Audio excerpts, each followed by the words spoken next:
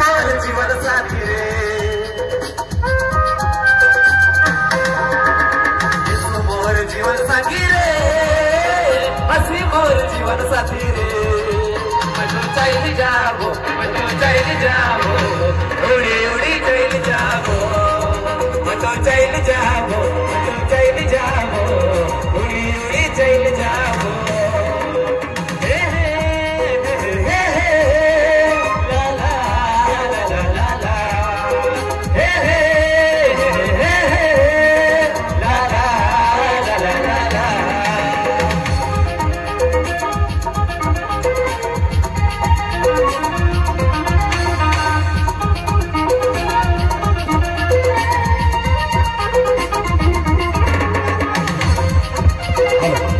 सभी कोई खाना खा के जाइएगा।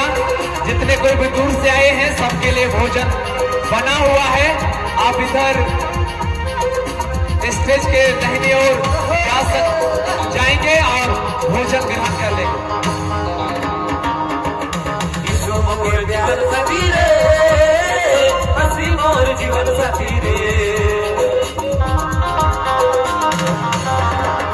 यीशु मोर जीवन साथी रे हसी मोर जीवन साथी रे मैं चली जाबो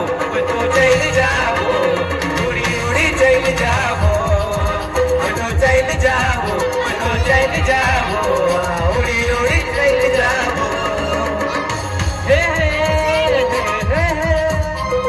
ला ला